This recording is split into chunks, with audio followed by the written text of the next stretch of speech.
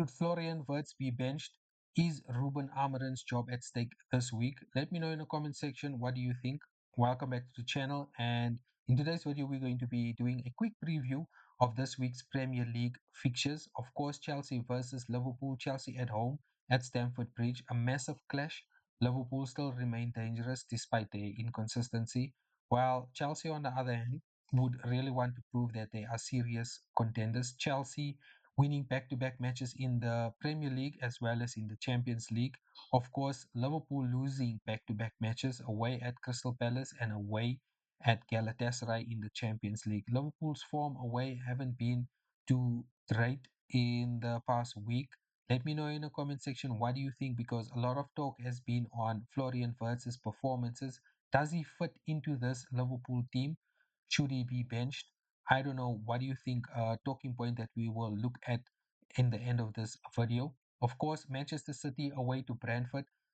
City need to show consistency on the road. Brentford never a easy task. We've seen what Brentford done last week, beating Manchester United at home. Of course, Brentford is never an easy task for any team in the Premier League. I think that they are still a very strong team despite a few key players leaving as well as their manager leaving. But let me know in the comment section what do you think about Brentford's form this past game weeks. Of course, Manchester United versus Sunderland. United under pressure to win convincingly at Old Trafford. Of course, major talks has been on Ruben Amorim and his job. Also, some speculations has been going about Chelsea's, or rather Crystal Palace's manager Glasner. Is he the right fit for Manchester United? Is he the answer, or is the manager actually the problem at Manchester United? Remember what I asked in my previous videos. Do you think that Ruben Amorim will be sacked before the winter transfer window? It certainly does look like he'll be sacked before the winter transfer window. Is Oliver Glasner the right man for the job, or is it the players? Because I personally think that if Manchester United let go of Ruben Amorim, it might be a rebuild from over for Manchester United. And rebuilds are never a quick process or a easy process for any team. It does take some time. How many transfer windows would Oliver Glasner need? Of course, he would look to bring in players that he would want to work with, his coaching staff. So a lot of changes will happen at Manchester United. Or do you think the issue was changing too many managers? Should Manchester United just stick with the manager and commit to the manager and basically just overcome that wave of bad luck or bad form, if I can put it that way? Should they just maybe overcome that wave? We've seen what happened to Arteta at Arsenal. It wasn't easy in the beginning. Arsenal really struggled also in the beginning. It took them sometimes, I think, about 3 or 4 years to really get back into Champions League, qualifying for Champions League. So, should I just give the manager a chance and see what happens? That's my opinion on the manager at Manchester United. I think that they should just give Ruben Amorim some chance for him to find his feet in the in Manchester United. But then again, how much time does he actually need?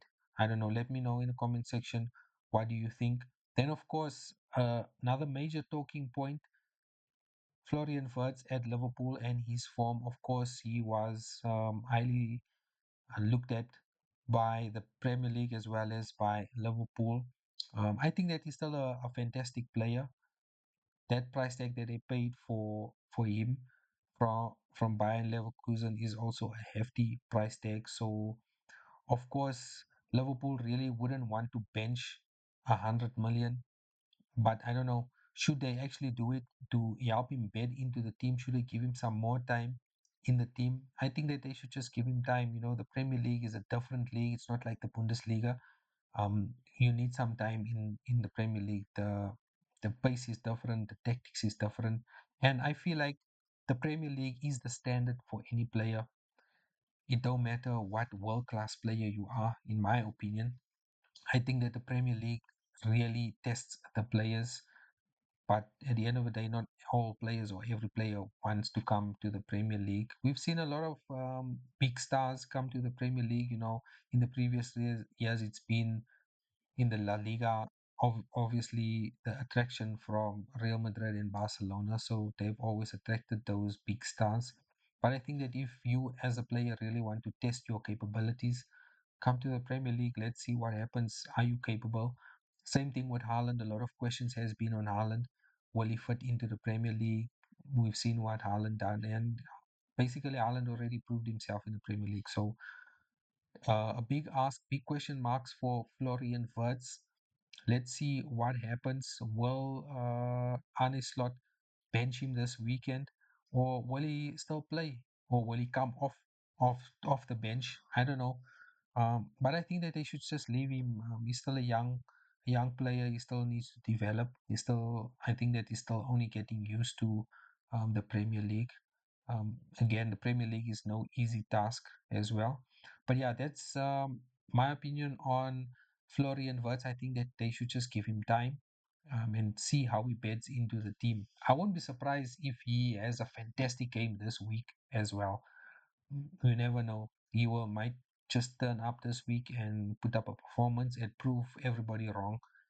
Because a lot of Liverpool fans has been um, ranting about his performances and so on. But I don't know. Let's see what happens. Then, of course, looking at Manchester City and Brentford, Manchester City are still in a sticky position. I think that they still need to really prove that they are title contenders, although there'll still be a cloud hanging there of Manchester City as a sleeping giant, if I can put it that way. But we never know. City, they're really unpredictable. They really need to find their form in the Premier League. They really need to come away with a win or not lose. But I think it's very key for them to walk away with 3 points this match week, especially if they really want to put some pressure on Liverpool as well as on Arsenal. I know that they're only 5 points away. If Liverpool drop points this week, which I highly doubt, if Arsenal also drop points and they can, close that gap, then we in for a real title race. What do you think? Do you think it will be a three-horse race, or will there be another dark horse team that will be involved? It's always exciting if there's more than one team that is challenging for the title, in my opinion. It makes the Premier League exciting. Um, so I don't know. Let's see what happens this match week. And of course, my opinion on Liverpool still remains the same. I think that they really need to win the Premier League this season to really prove that they won the Premier League with a fight, because I think that them winning the Premier League last season, they basically won it on the back of Manchester City having a bad season. We know that Manchester City has been the standard over the past few seasons. Even the first season that Liverpool won the league, Manchester City had a bad season. Company left that season, Laporte got injured, and Manchester City basically fell off. So, in my opinion, they really need to win the Premier League this season. It doesn't matter if Man City has a good season or not, or whatever. They really need to win it this season to really convince me that they won it.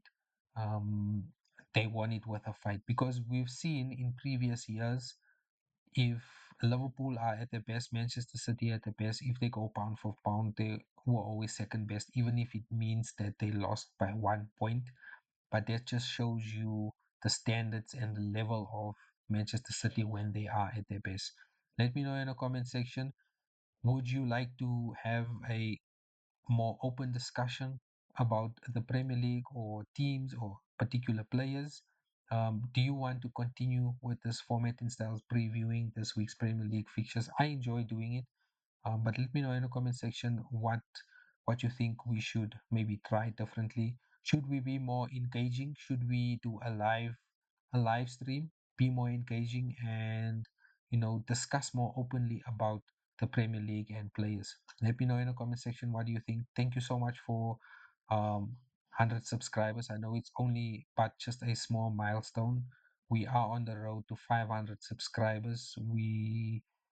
heading slowly but surely in that direction, 500 subscribers. So thank you so much for everyone for the support, for all the kind words, even though it hasn't been kind words over comments on YouTube, but personal kind words and encouragement to continue. So yeah, thank you so much, everyone. I really hope you enjoyed the video. Thank you for following me on my journey. Let's see how far we can take this journey, and stay safe, and check you guys at the end of the week for the roundup of the Premier League. Thank you so much. Bye bye.